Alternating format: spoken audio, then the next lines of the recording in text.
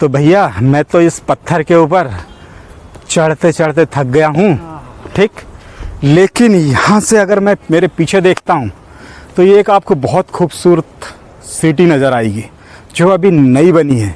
नर्मदापुरम शहर में डबल फाटक के पास से लगी लुगाई अगर आपको ये सिटी नज़र आती होगी तो बहुत प्यारा सुंदर नज़ारा देखने को मिलता है। और ऐसा ही नज़ारा मेरे इस साइड में जहाँ मैं हाथ दिखा रहा हूँ, साइड एक पत्थर जो बड़ा वाला आपको नज़र आता होगा, हम इस पत्थर के ऊपर चलेंगे या फिर ये इस वाले पत्थर पे, वहाँ से हम ये सिटी का दृश्य दिखाएंगे आपको। कितना प्यारा नज़र आएगा देखने के लिए।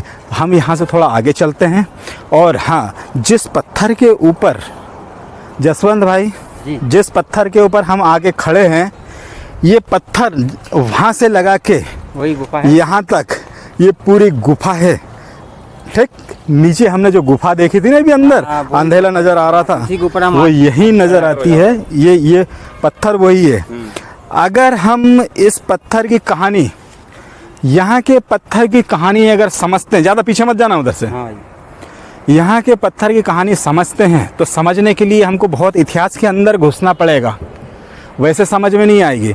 लेकिन भीमबेटका की बात करते हैं तो कहते हैं असली कहानी वहाँ की कि जो बड़े बड़े पत्थर हैं 2-2, 300 फीट के, आज के समय में तो भैया 10 किलो का पत्थर उठाने लगाएंगे ना तो उसमें बड़ा जोर लगाना पड़ता है। लेकिन उस समय ये कई हज़ारों टन के पत्थर, वो महारथी थे 5 पांडव जिन्होंने उठा उठा के रखे हैं वहाँ पर, उसी आकार के पत्थर ये भी है। तो कहीं ना कहीं इतिहास की बात अगर हम करते हैं तो उनने कहीं ना कहीं जमाया होगा ऐसे महारथियों ने, तब जाके इतने पत्थर यहाँ बड़े बड़े पत्थर रखे हुए हैं। ये इतने बड़े पत्थर, हाँ मानते हैं प्राकृतिक है, हो सकता है कि प्रकृति की हो या किसी महारथी ने उस समय में उस युग में जमा कर रखा हो।